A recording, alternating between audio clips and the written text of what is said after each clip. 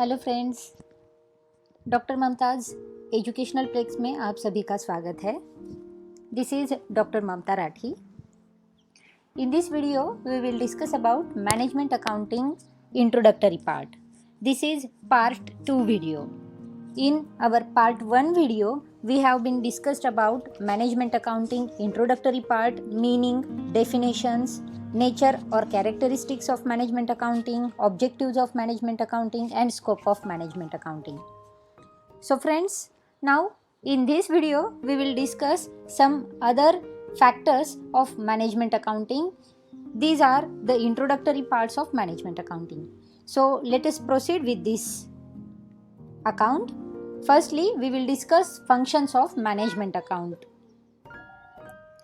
The basic function of management accounting is to assist the management in performing its functions effectively.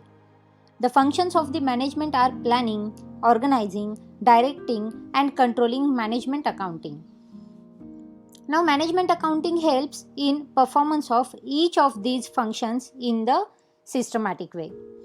Now, let's first discuss the first function of management accounting, that is providing data. Management accounting serves as a vital source of data for management planning. The accounts and documents are a repository of a vast quantity of data about the past progresses of the enterprise, which are a must for making forecast for the future.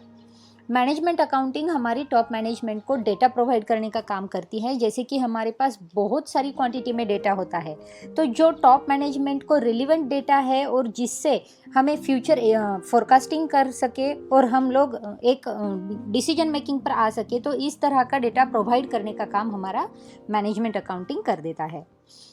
The next function is modifies data. The accounting data required for managerial decision is properly compiled and classified. For example, purchase figures for different months may be classified to know total purchases made during each period, product wise, supplies wise and territory wise. अब data provide करने के साथ साथ ही हम लोग क्या करते हैं, तो डेटा मॉडिफाई करके भी टॉप मैनेजमेंट को पहुंचाते हैं ताकि उन्हें डिसीजन मेकिंग करने आ सके। अब जैसे कि परचेसिंग फिगर्स जो हमको देने हैं, तो वो डिफरेंट मंथ्स के हमारे पास आते हैं, तो उसको अगर हम क्लासीफाई कर दें तो टोटल परचेसेस जो एक पीरियड में की जा रही है, तो उनको प्रोडक्ट वाइज हम डिस्ट्रीब्यूट कर देंगे, सप्लायर वाइज डिस्ट्रीब्यूट कर देंगे, टेरिटरी वाइज भी डिस्ट्रीब्यूट कर देंगे। तो इस तरह से हमारा जो डेटा है, उस डेटा को हम कम्प्लीटली क्लासीफाइड एंड कंपाइल्ड करके उसे टॉप मैनेजमेंट तक पहुंचाते हैं ताकि टॉप मैनेजमेंट डिसीजन मेकिंग का काम कर सके। अब नेक्स्ट जो फंक्शन होता है वो होता है analyse and interpreting the data. The accounting data is analysed meaningfully for effective planning and decision making. For this purpose the data is presented in a comparative form. Ratios are calculated and likely trends are projected. अब analysis करने के लिए या फिर data interpretation करने के लिए management accounting का एक जो टूल है जिसे हम रेशो एनालिसिस के नाम से जानते हैं, तो उस रेशो एनालिसिस के हेल्प से हम लोग कंपैरेटिव जो एनालिसिस या कंपैरेटिव जो असेसमेंट है वो कर देते हैं और इन रेशो को कैलकुलेट करके ट्रेंड्स को प्रोजेक्ट भी कर सकते हैं और इसी के साथ ही हम हमारी इफेक्टिव प्लानिंग और डिसीजन मेकिंग को हेल्प कर सकते हैं या फिर टॉप मैनेजमेंट को उस हिसाब से डिसीजन मेकिंग करने में हम हेल्पफुल हो सकते हैं। अब आगे की बात जब हम देख लेते हैं, तो आगे का फंक्शन है serves as means of communication. Management accounting provides means of communicating management plans upward, downward, outward through the organisation. Initially it means identifying the feasibility and consistency of the various segments of the plan. At later stages, it keeps all parties informed about the plans that have been agreed upon and their roles in these plans. अब जैसे कि हमारे पास data होता है, तो management accounting का काम होता है कि वो डेटा हम हर तरह कम्युनिकेट करें. हमारी अपवर्ड, डाउनवर्ड, आउटवर्ड जो पोजीशंस है हमारे बिजनेस की, तो हर जगह हमें हमारी जो डेटा है उसकी फिजिबिलिटी के अनुसार, उसकी नेसेसिटी के अनुसार हमें उसे डिस्ट्रीब्यूट करना है, कम्युनिकेट करना है. और इसकी जो एक कंसिस्टेंसी है उस कंसिस्टेंसी को भी वेरियस सेगमेंट्स के साथ और वेरियस प्लान्स के साथ हमें कम्युनिकेट करते रहना है। अब इसके लेटर स्टेजेस में हम सभी पार्टीज़ को इन्फॉर्म करेंगे हमारे प्लान्स के बारे में, और हम रिस्पेक्टिव डिपार्टमेंट्स के जो रोल्स होते हैं इन प्लान्स को लेकर उसके बारे में। तो एक बहुत ही अच्छा और बहुत ही कोऑर्डिनेटिंग जो रोल है वो मैनेजमेंट अकाउंटिंग का कम्युनिकेशन करने का, वो यहाँ पर कंप्लीट हो जाता है। नेक्स्ट फंक्शन है फैसिलिटेट्स कंट्रोल। अब इसके बारे में जब हम बात करेंगे तो management accounting helps in translating given objectives and strategy into specified goals for attainment by the specified time and secures effective accomplishment of this goals in an effective manner. अब मैनेजमेंट अकाउंटिंग जो है वो हमें controlling के लिए भी मदद कर सकता है, यानी कि हमारे जो ऑब्जेक्टिव्स है या फिर हमारी जो स्ट्रैटेजी है, हमारे जो गोल अटेनमेंट करने की एक पॉलिसी है, उन सारी चीज़ों को कंट्रोल करने का काम हमारा मैनेजमेंट अकाउंटिंग बहुत अच्छे से कर सकता है। अब इन सारी चीज़ों को वो किस तरह से करेगा, तो इन सारी चीज़ों को उन्हें एक बजटरी कंट्रोल के टूल्स के हिसाब से या फिर स्टैंडर्ड कॉस्टिंग के हिसाब से हम integral part of management accounting का देख लेते हैं, और उसी के साथ साथ इन सारी चीज़ों को एक साथ लाने का काम भी हम लोग कर लेते हैं। अब इसी के साथ साथ मैनेजमेंट अकाउंटिंग फंक्शन करता है क्वालिटेटिव इन्फॉर्मेशन का भी, यानी कि यूज़ करता है क्वालिटेटिव इन्फॉर्मेशन को। अब मैनेजमेंट अकाउंटिंग फिनेंशियल डेटा को देने के लिए रेस्ट्रिक्ट नहीं करता या फिर does not restrict itself to financial data. वो बस मैनेजमेंट को हेल्प करता है डिसीजन मेकिंग के लिए, और यूज़ करता है कोई इन्फॉर्मेशन जो कि मेजर्ड होती है मॉनिटरी टर्म्स में। तो ये सारी मॉनिटरी टर्म्स में, यानी कि फिनेंशियल स्टेटमेंट की जो सारी इन्फॉर्मेशन होती है वो सारी टॉप मैनेजमेंट तक पहुंचाने का काम जो है वो हमारी मैनेजमेंट अकाउंटिंग के थ्रू हो जाता है।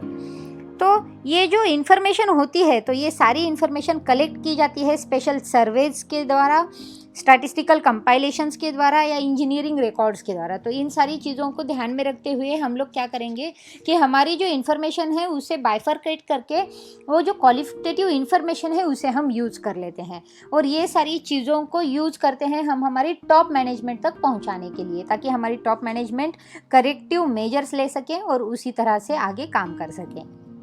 अब हमारे इस वीडियो का next part utility of management accounting, इसके बारे में हम बात करेंगे। Management accounting provides invaluable services to management in all of its functions. अब क्या क्या सर्विसेज होती हैं, तो प्लानिंग करता है, कंट्रोलिंग करता है, कोऑर्डिनेशन करता है, ऑर्गेनाइजिंग करता है, मोटिवेटिंग करता है और कम्युनिकेटिंग भी करता है।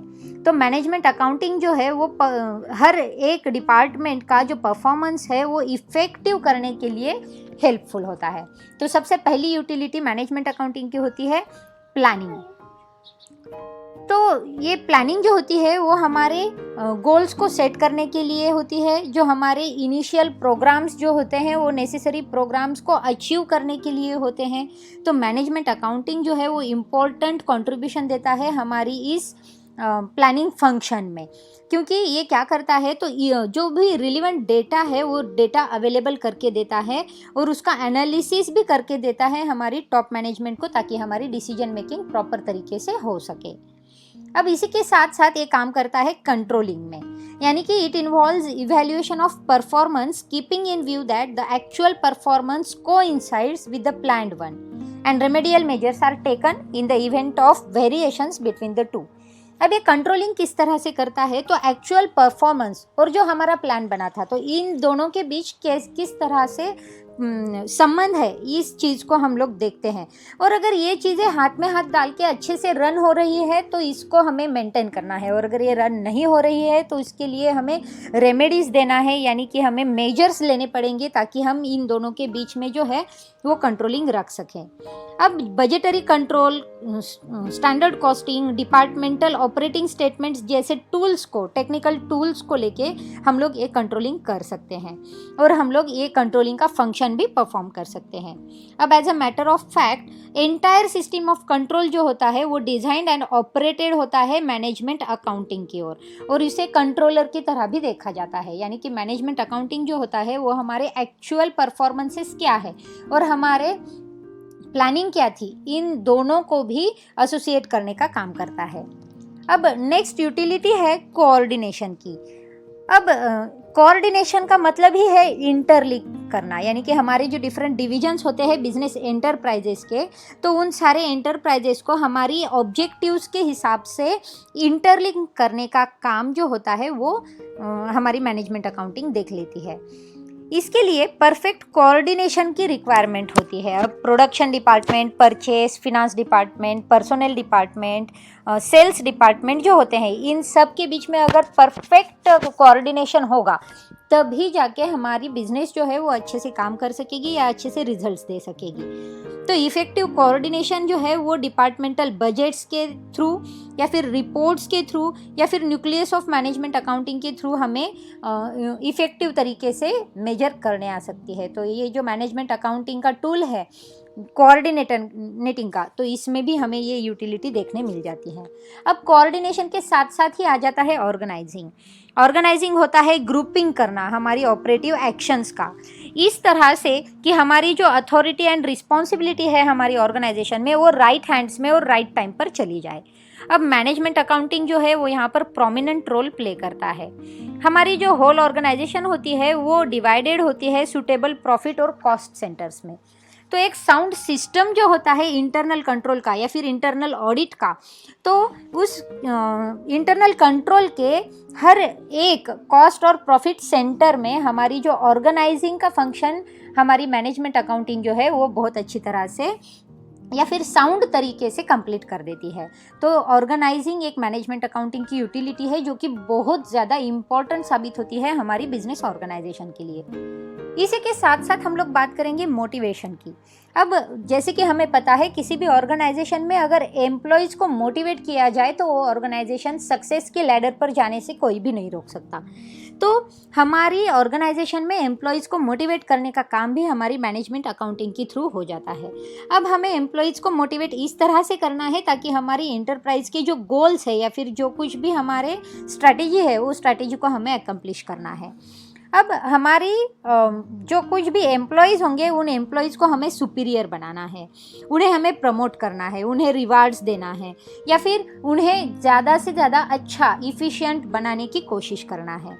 तो इसके लिए हमें एक पैनल बनाना होगा जिसके लिए हम periodical departmental profit and loss accounts या फिर बजट्स या फिर रिपोर्ट्स के साथ ही साथ एम्प्लॉयज़ के मोटिवेशन को भी ध्यान में रख सकेंगे। एम्प्लॉयज़ का मोटिवेशन हमारी बिजनेस को बहुत आगे तक बढ़ा देता है दोस्तों, और इसे बहुत ही अच्छे से यानी कि हमारी जो गोल है उस गोल अकम्प्लिशमेंट में बहुत ही मददगार साबित होता है, क्योंकि किसी भी ऑर्गेनाइजेशन का सक्सेस उसकी एम्प्लॉयज़ पर डिपेंड होता है। अगर उसके एम्प्लॉयज़ वेल मोटिवेटेड है तो ऑर्गेनाइजेशन भी वेल सक्सेस रेट प्रोवाइड करती है। और लास्ट यूटिलिटी के बारे में हम लोग बात करेंगे जो है हमारा कम्युनिकेटिंग। अब एक कम्युनिकेटिंग जो होता है वो ट्रांसमिशन ऑफ डेटा का रिजल्ट होता है, यानी कि बोथ इनसाइडर्स और आउटसाइडर्स के साथ हमें कम्युनिकेशन जो करना है वो मैनेजमेंट अकाउंटिंग कर देती है। अब कम्युनिकेशन जो होता है वो सबऑर्डिनेट्स के साथ भी हमें अच्छे से मेंटेन करना होता है, क्योंकि सबऑर्डिनेट्स को सुपीरियर्स को कम्युनिकेट करना होता है या फिर सुपीरियर्स को कुछ नोटिस देनी होती है सबऑर्डिनेटर्स को। तो इस तरह से कम्युनिकेशन का काम जो है वो मैनेजमेंट अकाउंटिंग कर देती है। अब मैनेजमेंट जो होती है उनके पास ड्यूटी होती है क्रेडिटार्स पर्सपेक्टिव की, इन्वेस्टर्स की, शेयर होल्डर्स की, और इन सब के साथ भी हमें क्या हमारा जो कम्युनिकेशन है वो कम्युनिकेशन प्रोग्रेस में रखना होता है, या फिर हमारी फिनेंशियल पोजीशन जो होती है इन सारे स्टेक होल्डर्स को बताना भी बहुत ज़रूरी होता है। तो ये वाली जो एक इम्पॉर्टेंट कम्युनिकेटिंग फैक्ट है वो फैक्ट भी हमें मैनेजमेंट अकाउंटिंग की ओर से करने मिल जाती है, यानी कि मैनेजमेंट अकाउंटिंग जो है वो मैनेजमेंट को हेल्प करता है इनकी इस फंक्शन को परफॉर्म करने के लिए, और इसके लिए एक सूटेबल सिस्टम रिपोर्टिंग का जो है वो एम्फसाइज कर देता है और हाईलाइट कर देता है हमारे रिलेवेंट फैक्ट्स पर। इसी के साथ हमारी मैनेजमेंट अकाउंटिंग जो होती है वो बहुत ज़्यादा हर एक फील्ड में या फिर हर एक एक्टिविटी में हेल्पफुल साबित होती है, और यही रीज़न है कि मैनेजमेंट अकाउंटेंट को हमारी जो मैनेजमेंट है उसे सर्विस आर्म की तरह देखा जाता है, या फिर इसे एक पार्ट ऑफ मैनेजमेंट या फिर पार्ट ऑफ डिसीजन मेकिंग के नाम से भी पहचाना जाता है। तो मैनेजमेंट अकाउंटिंग की जो यूटिलिटी के बारे में हम लोग बात करते हैं वो यूटिलिटी बहुत अच्छे से सर्व करती है हमारी कम्युनिकेशन के थ्रू। तो ये सारी चीज़ें हमें हमारी यूटिलिटी में देखने मिलती हैं, ताकि हमारा मैनेजमेंट अकाउंटिंग हमारी बिजनेस ऑर्गेनाइजेशन को कितना हेल्पफुल साबित होता है। तो ये चीज़ें यूटिलिटी के बारे में। अब हम बात करेंगे next tools of management accounting के बारे में। जैसे कि हमें पता है हमारे जो कुछ भी मैनेजरियल फंक्शंस है, उन फंक्शंस को इफ़िशिएंटली रन करने के लिए हमें कुछ टूल्स यूज़ करने पड़ते हैं। तो सबसे पहले हम लोग बात करेंगे फिनेंशियल अकाउंटिंग की। फिनेंशियल अकाउंटिंग जो होता है वो अकाउंटिंग इन्फॉर्मेशन मैनेजमेंट अकाउंटेंट को प्रोवाइड करने का काम करता है और रीअरेंज करता है सेम, ताकि मैनेजमेंट को रिपोर्ट कर सके।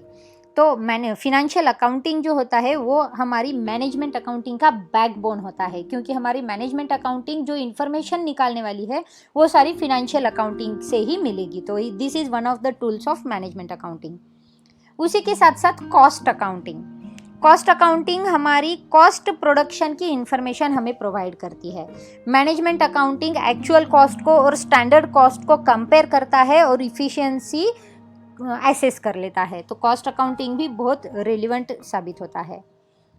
अब जो टूल है वो है फिनेंशियल मैनेजमेंट का। अब मैनेजमेंट अकाउंटिंग फिनेंशियल मैनेजमेंट के अलग अलग टेक्निक्स का यूज़ करती है, ताकि हमारी जो ट्रेडिंग होती है इक्विटी प्रोपोर्शंस में या फिर इक्विटी प्रेफरेंस शेयर्स के, लोन कैपिटल के, सोर्सेस ऑफ कैपिटल के, evaluation of alternative investment proposals के, तो इन सारे एक्सटेंट को मेजर करने के लिए फिनेंशियल मैनेजमेंट का भी हमें यूज़ करना होता है मैनेजमेंट अकाउंटिंग में। तो ये भी वन ऑफ द टूल्स है हमारा। इसके बाद हमें फिनेंशियल स्टेटमेंट्स का एनालिसिस भी करना होता है। तो ये है एनालिसिस ऑफ फिनेंशियल स्टेटमेंट्स। अब with a view to highlight the performance of business in simple form हमें फिनेंशियल स्टेटमेंट्स बनाने होते हैं। अब मैनेजमेंट अकाउंटिंग जो होती है वो नंबर ऑफ टेक्निक्स यूज करती है एनालिसिस और इंटरप्रिटेशन के लिए। अब इनमें से कुछ टेक्निक्स होते हैं जो कंपैरेटिव फिनेंशियल स्टेटमेंट्स होते हैं, जो कॉमन साइज स्टेटमेंट होते हैं, फंड फ्लो स्टेटमेंट या कैश फ्लो स्टेटमेंट होते हैं, रेशो एनालिसिस भी होते हैं। तो इन सारे फिनेंशियल स्टेटमेंट्स को देखकर इससे डेटा कलेक्ट किया जाता है, एनालाइज किया जाता है और वो डेटा प्रेजेंट किया जाता है हमारी मैनेजमेंट को। इसके बाद जो हम टूल देखेंगे वो है कॉस्ट कंट्रोल टेक्निक्स। अब हमारी बिजनेस की इफ़िशियंसी को इवैल्यूएट करने के लिए सभी टेक्निक्स जो कॉस्टिंग के हम यूज़ करते हैं, उनमें जैसे कि marginal costing, differential costing, budgetary control, standard costing आते हैं। तो इन सभी का यूज़ हमारी मैनेजमेंट अकाउंटिंग में होता है और हमारे मैनेजमेंट अकाउंटिंग में इन सारी चीज़ों का यूज़ जो है वो दिन ब दिन बढ़ता जा रहा है। Increasingly use of these all cost control techniques is been made into our management accounting. तो हम लोगों को ये पता होना चाहिए कि कॉस्ट कंट्रोल टेक्निक्स अगर हमें पता नहीं होंगे तो हमें एक्चुअल कॉस्ट के बारे में भी अच्छे से पता नहीं होगा। तो ये वाला भी जो कॉस्ट कंट्रोल टेक्निक्स है ये भी one of the important tool साबित होता है हमारी मैनेजमेंट अकाउंटिंग में। अब जो बहुत चर्चा में रही है बात जिसे हम कहते हैं स्टैटिस्टिकल एनालिसिस। अब एक large number of statistical techniques जो है वो मैनेजमेंट अकाउंटिंग में यूज़ की जाती है, क्योंकि हमारी जो फिनेंशियल इन्फॉर्मेशन होती है वो बहुत ही मीनिंगफुल होती है और इनेबल करती है कंपैरेटिव स्टडी को। तो स्टैटिस्टिकल एनालिसिस जो होता है उसमें काफ़ी सारे टेक्निक्स हम यूज़ करते हैं, जैसे कि graphs, charts, diagrams, measures of dispersion, correlation, regression analysis, time series analysis, index numbers, इस तरह के सारे स्टैटिस्टिकल एनालिसिस को लेकर हम लोग काम करते हैं हमारी कंपैरेटिव स्टेटमेंट्स में या फिर हमारे डेटा कलेक्शन में या फिर हमारी जो कलेक्टेड डेटा है उसके एनालिसिस में। तो स्टैटिस्टिकल एनालिसिस जो है वो भी बहुत इंपॉर्टेंट होता है मैनेजमेंट अकाउंटिंग में, क्योंकि मैनेजमेंट अकाउंटिंग में कई बार हम देखते हैं कि स्टैटिस्टिकल एनालिसिस का यूज़ ही हम सबसे ज़्यादा करते हैं। अब आगे हम लोग बात करेंगे इन्फ्लेशन अकाउंटिंग की। This technique is used for ensuring the maintenance of original capital during the period of rising prices। अब इन्फ्लेशन अकाउंटिंग तब यूज़ होगी जब हमारे प्राइसेस जो है वो राइज होंगे, यानी कि मार्केट में राइजिंग प्राइसेस की स्ट्रैटेजी जब आएगी तब हमें ये इन्फ्लेशन अकाउंटिंग यूज़ करनी होगी, जब हमें इंश्योर करना होगा हमारे ओरिजिनल कैपिटल को। तो ये वाली चीज़ भी हमें देखने मिलती है यहाँ पर। और जो one of the major tools of management accounting है जिसे हम कहते हैं मैनेजमेंट इंफॉर्मेशन सिस्टम, MIS के नाम से हम इसे जानते हैं। तो ये जो होती है वो कंसर्न होती है हमारी इंफॉर्मेशन को फर्निश करने के लिए, जो कि हमारी मैनेजमेंट को हम प्रॉम्प्टली प्रोवाइड करते हैं। अब ये जो इन्फॉर्मेशन होती है वो ऑल लेवल्स पर रिपोर्ट करती है या फिर इम्प्लाई करती है, ताकि हमें एक एप्रोप्रिएट टाइम में हमारी मैनेजमेंट तक पहुंचा जा सके या फिर हमारी मैनेजमेंट को करेक्ट इन्फॉर्मेशन दी जा सके। यानी कि हमारी जो रिपोर्टिंग सिस्टम होती है, जो इंटीग्रल पार्ट होता है हमारी किसी भी बिजनेस ऑर्गेनाइजेशन का, तो उसे हमारी मैनेजमेंट अकाउंटिंग बहुत अच्छे से संभाल लेती है। तो हमारा जो मैनेजमेंट अकाउंटिंग है वो हमारी इंफॉर्मेशन सिस्टम के तहत काम करता है और हमारी मैनेजमेंट को इन्फॉर्म करने के लिए या फिर time to time data provide करने का, इंफॉर्मेशन प्रोवाइड करने का काम करती है। अब बहुत सारी चीज़ें हम लोगों ने देख ली है मैनेजमेंट अकाउंटिंग की। अब हम बात करते हैं कंक्लूजन पार्ट की ओर। इसमें हम लोग बात करेंगे एडवांटेजेस और लिमिटेशंस ऑफ मैनेजमेंट अकाउंटिंग की। सबसे पहले हम लोग एडवांटेजेस देखते हैं हमारी मैनेजमेंट अकाउंटिंग के। Management accounting assists management in the formulation of policy and in performing day by day activities of the business management of the business, and the management has to take tactical and strategic decisions to plan for the future. Decisions such as make or buy, expand or contract, own or lease, modification and diversification of business, etc. Through management accounting techniques and by providing relevant accounting data, it is possible for the management to take right decision. Management को right decision लेने के लिए management accounting advantages होता है। हम लोग पहले भी वीडियो में काफ़ी बार ये चीज़ सुन चुके हैं, इस वीडियो में भी काफ़ी बार मैं ये बात दोहरा चुकी हूँ कि मैनेजमेंट अकाउंटिंग जो है वो डिसीजन मेकिंग के लिए बहुत ज़्यादा हेल्पफुल होता है। अब बिजनेस के जो डिसीजंस होते हैं, जैसे कि बनाना है या खरीदना है, एक्सपांड करना है या कम कर देना है, ओन करना है या लीज पर लेना है, मॉडिफिकेशंस करना है या डाइवर्सिफिकेशन में आना है, तो ये सारी चीज़ों की जो डिसीजंस है वो लेने के लिए हमें मैनेजमेंट अकाउंटिंग हेल्प करती है। अब नेक्स्ट अगर देखा जाए तो उसमें परफॉर्मिंग कंट्रोल फंक्शन इफेक्टिव के लिए हमारी मैनेजमेंट अकाउंटिंग जो है वो हमें बहुत ज़्यादा हेल्पफुल साबित होती है। जैसे कि मैंने पहले भी कहा है, स्टैंडर्ड कॉस्टिंग, बजटरी कंट्रोल, ये सारी जो टूल्स है, ये सारे टेक्निक्स जो है वो मैनेजमेंट अकाउंटिंग यूज़ कर देती है और हमारे बिजनेस में कंट्रोलिंग का जो फंक्शंस है, ऑपरेशंस का जो फंक्शंस है, उसे अच्छे से निभा देती है। अब हमारी मैनेजमेंट अकाउंटिंग जो है वो प्लानिंग प्रोसेस में काफ़ी अच्छी साबित होती है, जिससे कि हमारे टारगेट जो है बिजनेस के वो इजीली अटेन हो सके। मैनेजमेंट अकाउंटिंग जो है वो हेल्पफुल होती है हमारे चेंजिंग इकोनॉमिक एनवायरनमेंट को फेस करने के लिए, क्योंकि ये इनेबल करती है बिजनेस को कि वो सीजनल और साइकिलिकल फ्लक्चुएशंस जो होते हैं उनके लिए प्रिपेयर हो और बिजनेस को इन सारी चीज़ों को फेस करने के लिए स्ट्रेंथन करे। इसी के साथ साथ मैनेजमेंट अकाउंटिंग बेनिफिशियल है कोऑर्डिनेशन के बारे में, क्योंकि ये वेरियस डिपार्टमेंट्स में कोऑर्डिनेशन का काम करती है ताकि हमारे बिजनेस का ऑब्जेक्टिव फुलफिल हो सके, और इसके लिए वो नेसेसरी कम्युनिकेशन भी कर लेती है। अब जो टेक्निक्स है जैसे कि बजटिंग, रिपोर्टिंग, इंटरप्रिटेशन, ये सारी चीज़ें मैनेजमेंट अकाउंटिंग को ये जो कोऑर्डिनेशन करना है इसमें हेल्प कर देती हैं।